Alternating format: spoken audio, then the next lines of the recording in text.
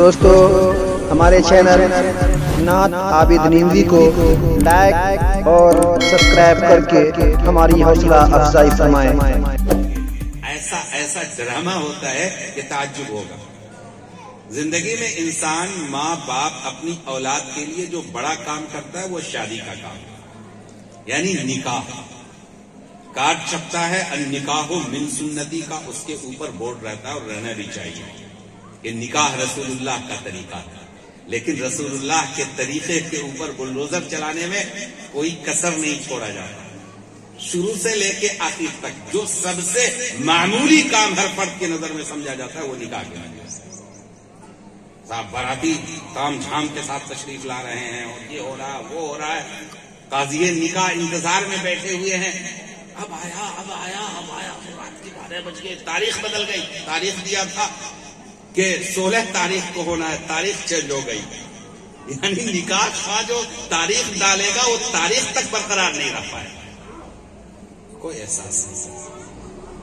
کتنے لوگوں کو تکلیف ہو رہی ہے، کیوں لیٹ کر رہے ہیں صاحب؟ دنیا کے ہر کام میں پابندی ہوتی ہے، تاخیر بھی ہوتی ہے تو منٹ 10 منٹ 15 منٹ آدھا گھنٹہ، یہ دنیا کا کون سا کام ہے کہ ہم سنت بھی سمجھ رہے ہیں لیکن اس کو اتنا یہ کر رہے ہیں کہ ائمہ کرام بسا اوقات مسجدوں کے کوئی باغیرت خوددار آدمی ہوتا ہے چلا جاتا ہے۔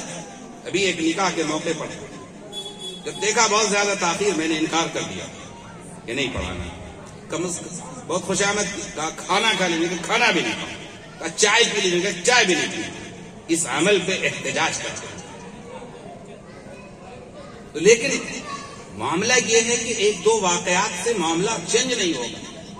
اللہ کے رسول کی سنت کو سنت طور پہ کیا ہے۔ اب غور فرمائیں کہ نکاح کے موقع پر چھوہارا تقسیم کرنا یہ اللہ کے رسول کی سنت ہے، چھوہارا سنت ہے۔ آپ دیکھتے ہوں گے کہ چھوہارا کے ساتھ تلوری بھی ہے، اس میں چاکلیٹ بھی ہے۔ کیا مطلب ہے؟ یہ چھوہارا کی جگہ چاکلیٹ کیوں آیا، یہ تلوری کیوں آئی؟ آپ چھوہارا کو 10 پیس کر دیتے بہترین قسم کا۔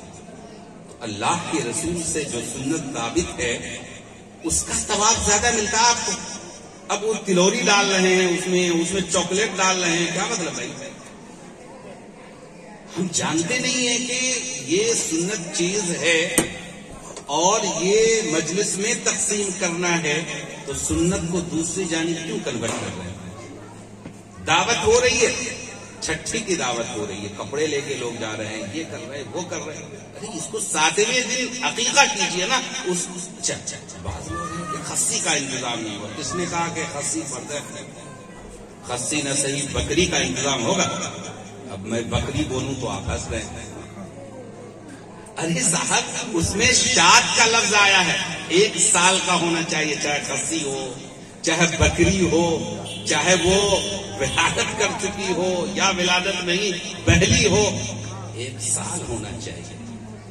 اگر انسان اخلاص کے ساتھ اگر بکری میسر آ گیا، پاٹھی میسر آ گئی اور وہ وقت پہ کر دیا، وہ زیادہ بہتر ہے کہ انسان بڑا بکرا جو ہے کرے اور 10 سال کے بعد کرے۔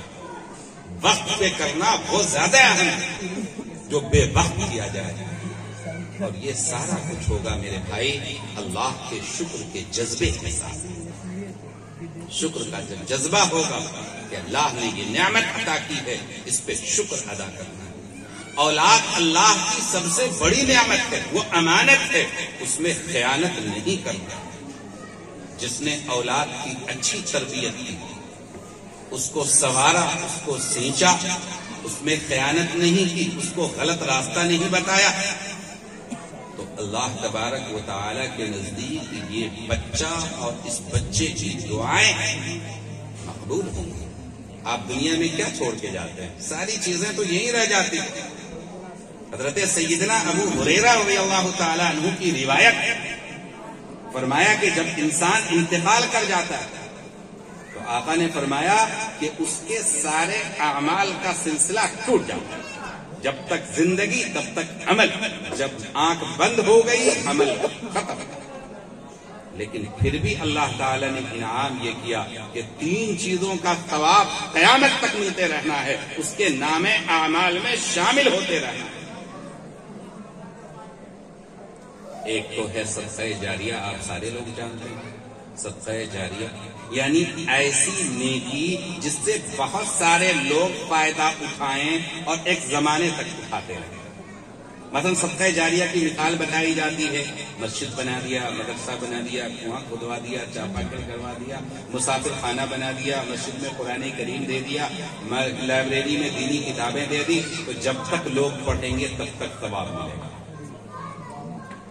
ایک حکمت ہے، لیکن یہ بعد میں اس سے بھی پہلے جو اللہ کے رسول صلی اللہ علیہ وسلم نے فرمایا وَلَدٍ صَالِحٍ يَدْعُو لَهُ کہ إِلَّا مِن صَدَقَةٍ جَارِيَةٍ أَوْ عِلْمٍ يُنْتَفَعُ بِهِ أَوْ وَلَدٍ صَالِحٍ يَدْعُو۔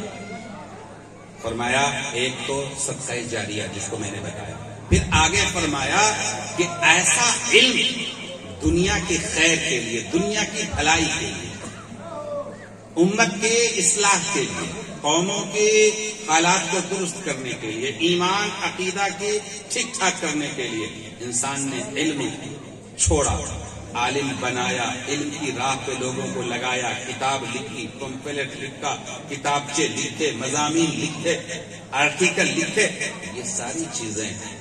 یا آج کل بیان کیا، آڈیوز پہنچے، لوگوں نے سنا، اس نے فارورڈ کیا، آگے کام کیا، یہ سلسلہ چلتا رہا، جتنے لوگوں کی اصلاح ہوگی تو اس کو ثواب ملتا رہے گا۔ لیکن اگر کسی نے گڑبڑ کام کیا، مثال کے طور پر غلط فوٹو شیئر کیا، غلط ویڈیو شیئر کیا، غلط آڈیو شیئر کیا، غلط پیغام شیئر کیا، تو جب تک آگے بڑھے گا وہ گنہگار ہوتا رہے گا، اس کا مواخذہ ہوتا رہے گا، اس کی پکڑ ہوتی رہے گی۔ اسی لیے رسول اللہ صلی اللہ علیہ وسلم نے ارشاد فرمایا من سن سنتا حسنتا فلہ اجرھا واجر من عمل بها، جس نے اچھا طریقہ جاری کیا تو اس کو اپنے کام کا ثواب ملنا ہے، اور جو لوگ اس اچھے کام کو کریں گے اس کا ثواب بھی اس کو ملے گا، لیکن جو اچھا کام کر رہا ہے اس کے ثواب میں سے کچھ بھی کم نہیں کیا جائے گا۔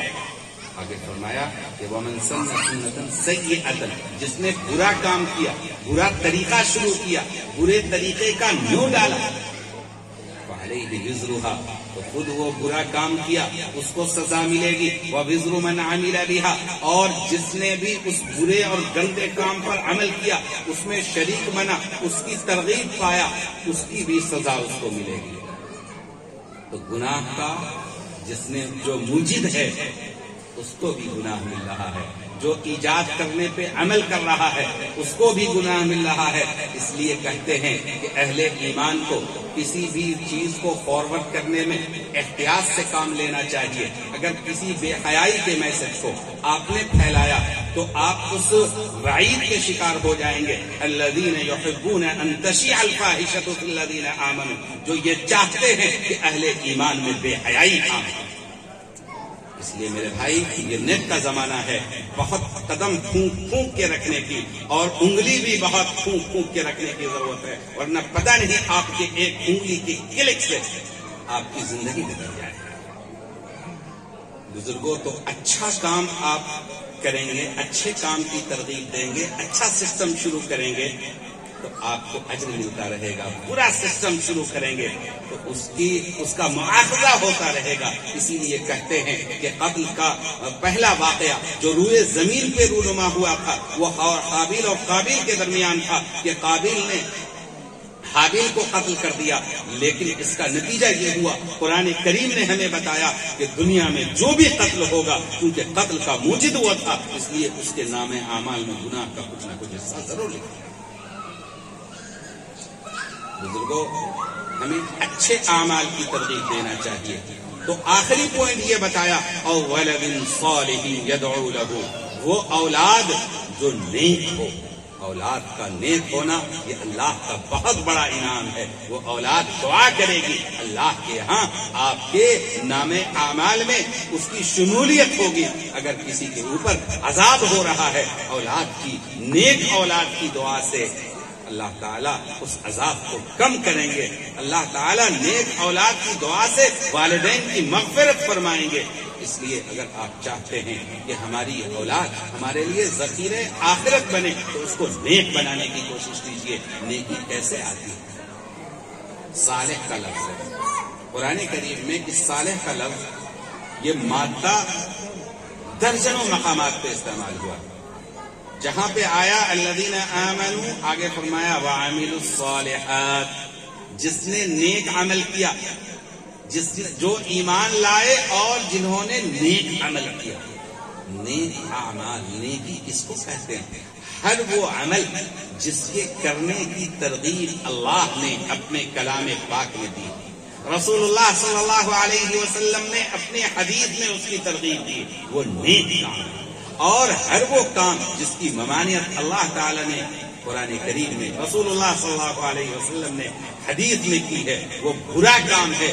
اچھائی وہ ہے جس کی ترغیب دی گئی ہے، برائی وہ ہے جس سے روکا گیا ہے. اللہ تعالی نے جو دین نازل کیا ہے وہ اس کا مقصد یہ ہے تاکہ انسان کامیاب ہو، دنیا میں بھی کامیاب ہو، آخرت میں بھی کامیابی اس کے قدم چومے. اس لیے جب مقصد بیان کیا جاتا ہے تو بیان کیا جاتا ہے الفوز بسعادت الدارین، دنیا اور آخرت کی کامیابی. یہ ہے دین کا مقصد. یہ دین جو اللہ تعالیٰ نے عطا کیا ہے، ہماری کامیابی اسی میں ہے، اسی نظام میں ہے، اسی سسٹم میں ہے. چونکہ یہ دین ہمیں زندگی کے مقصد کو بتاتا ہے، ہمیں اللہ کے نظام، اپنے خالق و مالک کے نظام سے بغاوت کرنے سے روکتا ہے، ہمیں اس کا فرما بردار بنانے کی کوشش کرتا ہے. دنیا میں کہتے ہیں کہ جس کے کھاتے ہیں اس کے گاتے ہیں. کھاتے کس کے ہیں؟ رب کے کھاتے ہیں. تو گانا بھی کس کے لیے ہے؟ رب کے لیے. یعنی عبادت بھی اسی کے لیے کرنا ہے. اور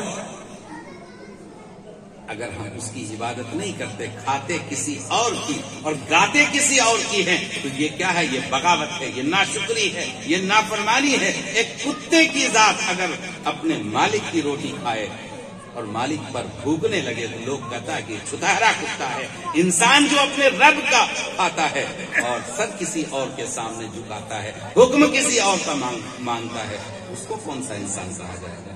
اس کو کون سا بندہ کہا جائے گا؟ اس لیے میرے بھائیوں، اس مختصر وقت میں یہ دینی مجلس اسی عنوان سے منعقد کی گئی ہے. عقیقہ تو ہوتا ہی رہتا ہے، ہو جایا کرتا ہے.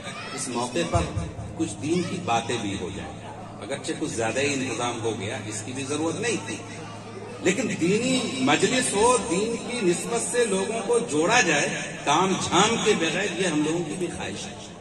اور الحمدللہ اللہ جزائے خیر دے ہمارے جاوید بھائی کو کہ نیکی کے کاموں میں، بہت سارے کاموں میں یہ حصہ لیتے ہیں، نیکی کا ذوق رکھتے ہیں، علماء سے نسبت رکھتے ہیں، علماء کی تربیت میں رکھتے ہیں. ماشاءاللہ اللہ تعالیٰ ان کے حسنات کو قبول فرمائے، ان کے گناہوں کو، ان کے سیئات کو معاف فرمائے اور آئندہ مزید نیکی کرنے کی توفیق عطا فرمائے. انہوں نے یہ مجلس منعقد کی ہے.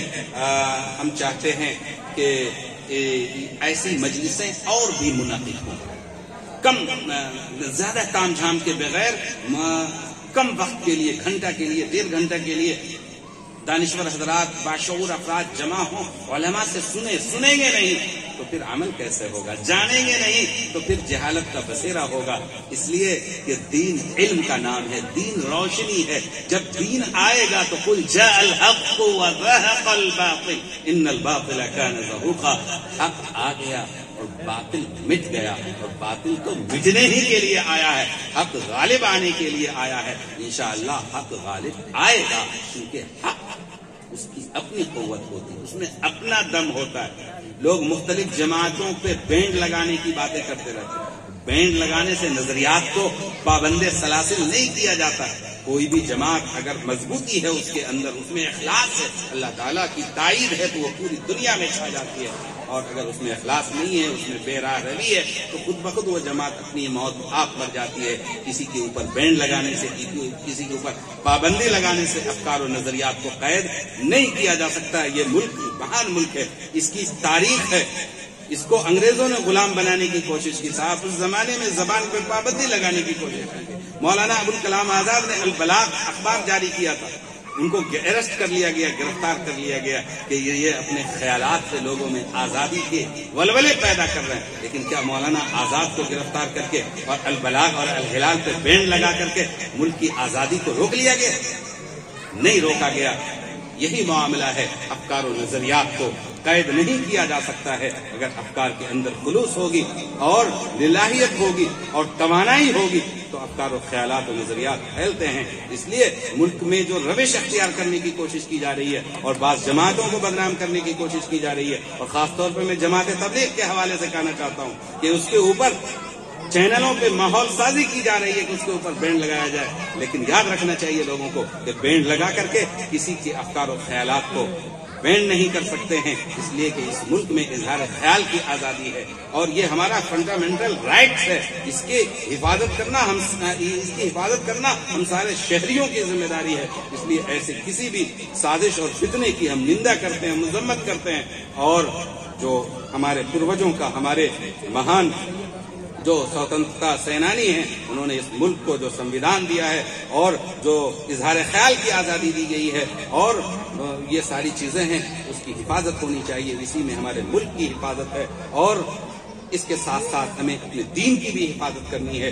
دینی شعائر اور دینی جو تشخصات ہیں، جو امتیازات ہیں، اس کے ساتھ زندہ رہنا ہی ایک باعزت شہری اور ایک باعزت مسلم کے طور پہ زندہ رہنا ہے. اللہ تعالیٰ ہم سب کو عمل کی توفیق عطا فرمائے. وآخر دعوانا الحمدللہ رب العالمین.